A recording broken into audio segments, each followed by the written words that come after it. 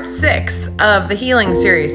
But I want to actually step aside and talk about narcissistic family dynamics here for a second. And even if you don't identify with that label, please give this a listen, because I think that these dynamics are actually a lot more common than people realize.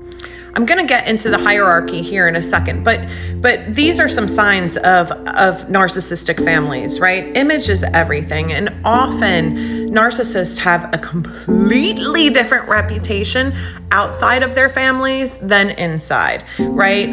Because narcissism is all about projecting of the ego. It's all about projecting this image. So often these people will be helpful and kind and charming to everyone except for their family. So let's go through them. Image is everything. Lack of communication. No clear boundaries. What I find that means is that often the boundaries will change depending on the narcissist's position. Surrogate spouse, control issues, not good enough messages. There's a lot of that. We'll get into that. Unhealthy competition. This is big in narcissistic families. Secret keeping, also very big. That is how you maintain safety and security within these dynamics, is by keeping the narcissist's secrets. Okay, and they'll keep yours as long as you are behaving. Emotionally reactive adults and blackmail is common. I found this image and I just love it, because this is it.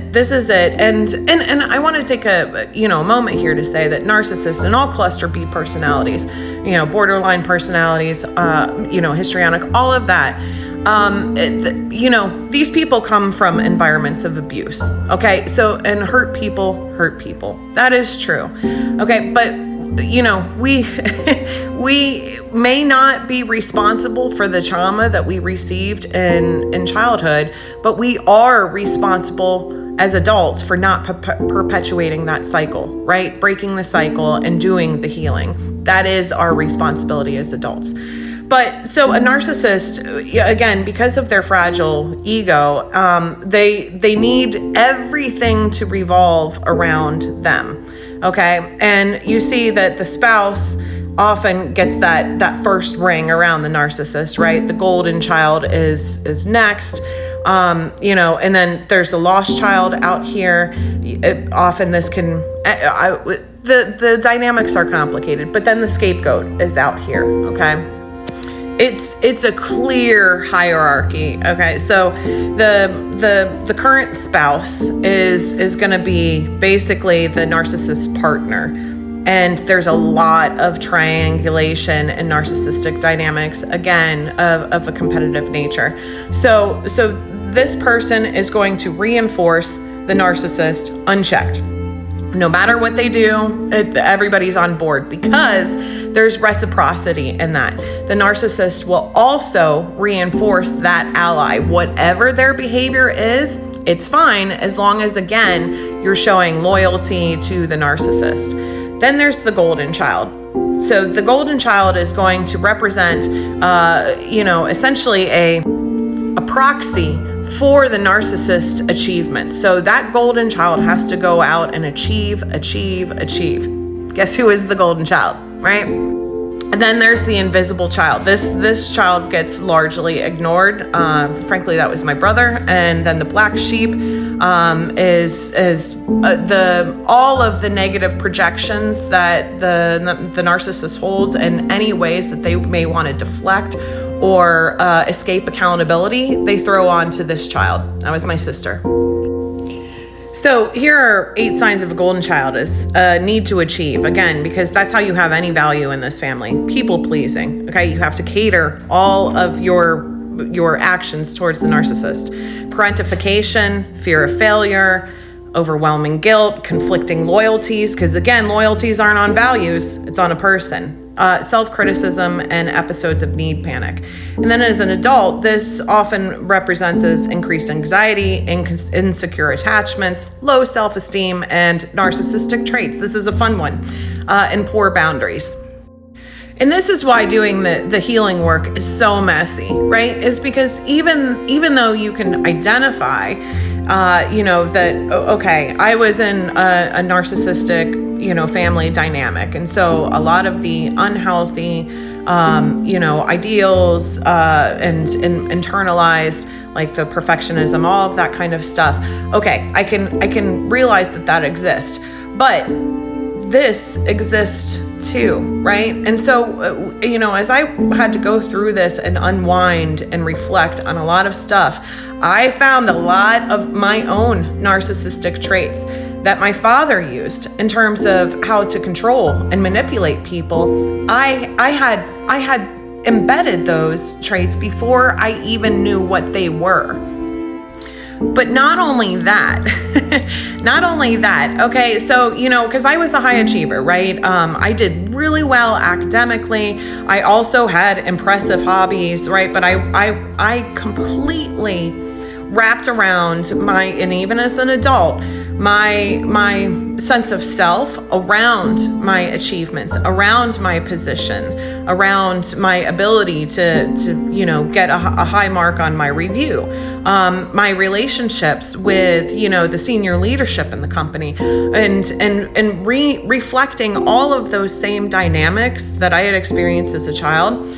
Even after I had identified those, I was still unconsciously, in those same dynamics with everything else around me.